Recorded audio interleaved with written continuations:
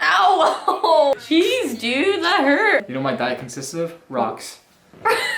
Welcome to Squash. So today, guys, the topic is Asian households. Namaste, salam. What do you say in Vietnamese? So when we greet people, we say like ciao, ciao ma. That means hi mom. So you say like salam, which means like assalamu alaikum means peace be upon you. I'm peaceful, you're peaceful. So that's what like the whole thing is. That's really nice. Yeah, dude. We're not terrorists.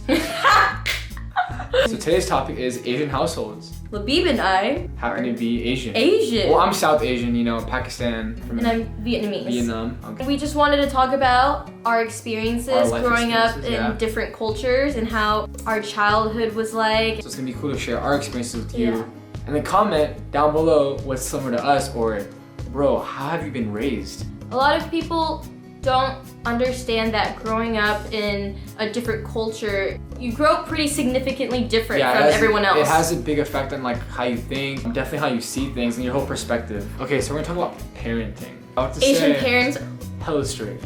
Really strict. Super strict. I actually wasn't allowed to sleep over at anybody's houses until I was 18 years old. Just being out in general, you have to let them know like where you are at all times. Oh my god. When I was in high school, my parents, they tracked my phone, and so everywhere I went, they would get notified like, oh, she's here right now. So I couldn't lie about where I was because they would literally track everywhere I go. Alright, my parents don't have tracking advice on me, but they do check my debit card statement sometimes, and like, they're like, why were you in this city? I'm like, Grades, A for Asian, C's are frowned upon in the Asian household. C's like don't even come back to the house ever. Yeah, no C's, it has to be either an A or B, but preferably straight A's. Yeah, I got a C once in Algebra 2, oh my god. So I got a C in Honors Algebra 2, come on, I was like in 9th or 10th grade, and like it was kind of hard, like the second semester I got a bad grade, and damn dude, like my mom, she woke my ass up during the summertime, like you know when the report card comes home, she opens up my door like, you got a C in math? And I'm like freaking out, all sweaty, like, oh my god, what's about to go down? In high school, they would send home progress reports. And I remember one of my classes, I wasn't doing so well. I had a C, and I had to go home early to make sure you intercept the mail. Yeah, like get my report card out and like hide it so my parents wouldn't see it because I would be grounded. My phone would be taken away. I wouldn't go out. Do you have to take your shoes off? Oh, shoes in the house? No shoes in the house. No shoes in the house. No shoes in the house. Being clean and everything is like #1 in Asian households. Like, oh, definitely. Gotta be clean at all times. Like my mom is a clean freak. Always clean 24/7. I swear, like if she could, she would wash the soap with other soap to get the soap cleaner. Like that's how she is. Oh, I have a question for you, Labib. Yeah. Did your parents ever like hit you as a kid? Asian households. Whoa, kung fu. Yeah, there were chopsticks involved. Bro. They would like. It's one clothing hanger. What that though? My mom like whooped out that slipper. It's time to go. Like oh my god, mom, man. My mom, she gave me the good job for fighting. Now I'm like, I take a punch. I'm like, yo, that was nothing. My mom's been training me since I was like 5 years old. Yeah. Okay. Growing up as a kid, did you face any discrimination? I mean, like my background is of Middle Eastern origin, like I'm Muslim.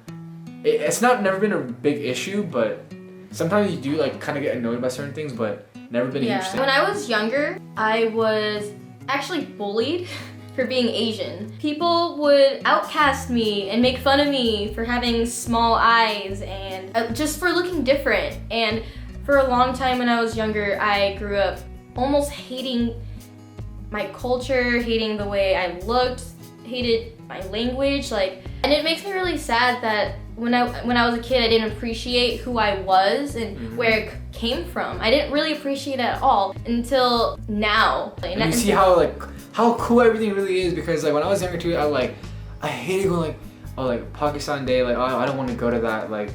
But now as I get older, like you meet other people like with your ethnicity, like oh wow, you have something to really bond over, and it's so cool that like oh you share such like a special thing that most people don't have, and you can talk about like almost anything, food, like music. There's so many things to talk about, and you should really be happy that you can embrace something and have that special thing to yourself, and not everyone can have that. You know what I mean? I'm really proud to be Vietnamese. I'm really proud of my culture, and I'm really proud to be who I am. It just makes me kind of sad that when I was younger I didn't appreciate a lot of those things. I mean, like at the same time, you're a kid, man. Like you're learning. Yeah, I was a kid and I let others' opinions affect me so much. You don't understand as a kid that whatever people say, it doesn't really matter. But you know, kids are mean. Kids are mean, bro. And they say things. They don't know better. Yeah, they're just being kids. That's it at the end of the day. Have you tried Vietnamese food? I've had some pho. I think I had some banh mi before. What is banh mi made of? Banh mi is like a traditional Vietnamese sandwich. It's like made on a baguette. Yeah, French, because you know France kind of came in. Yeah, so what's up? and like Vietnam cool little things. And it's just so good. Yeah, Vietnamese food, like there's like spring rolls. The pho is, I think, probably the most famous dish, of course. Yeah, everyone loves pho. Everyone has pho, yeah. Yeah, Asian food, everyone's good. I feel like that whole region really has it down. Language. So language, so in Pakistan, and what I speak, my second language is Urdu. Basically, Urdu is like a combination of a lot of different languages because Pakistan, however you guys pronounce it, is surrounded by we have 8 different borders for 8 different countries. So there's a lot of different influences, like we have like China, Afghanistan, Iran, like India, like a bunch of countries, right? So Urdu is actually a combination of like Arabic, Turkish, Hindi, which you speak in India, like a lot of things. So it's a pretty diverse language. It's called the language of poetry, actually. Vietnamese was my first language that I ever learned, and I'm not fluent in it, but I can understand it and I can say words and I can, communicate. But I wouldn't be able to communicate. A full conversation. Like have a full conversation in Vietnamese. We're gonna do some phrases, or we're gonna ask each other some what to say in each other's respective languages.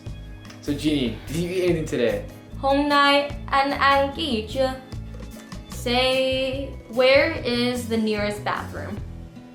सबसे करीब washroom कहाँ है? The phrase is, I have so much work today. Say that. Hôm nay nhiều việc quá. So last phrase, say I have to go study tonight. So आज रात को मैंने पढ़ाई करनी है. That means tonight I have to go study. So cultured. Last topic. Family stories. Do you have any crazy family stories that you would like to share? My parents actually grew up when the Vietnam War was happening. So my mom was my age when the Vietnam War affected her. Everyone was forced to leave their house. And my mom was the only one out of her family who tried to escape the war. My mom actually was a prisoner of war. She tried to escape Vietnam on a boat with a bunch of other people trying to escape the war too. But unfortunately, they were caught. And when they were caught, they were sent to almost like internment camps, just like prisoner camps to keep them there and basically starve them. Like it was a camp for prisoners to waste away and die, basically. Yeah, she lived in a prisoner camp for almost 2 years until the war was over. Once the war was over, she left to America, and because of my mom, I'm alive and well here today in America. Making YouTube videos. It's crazy because my mom was the only one in her family to escape. Everyone on my mom's side of the family is not an American citizen.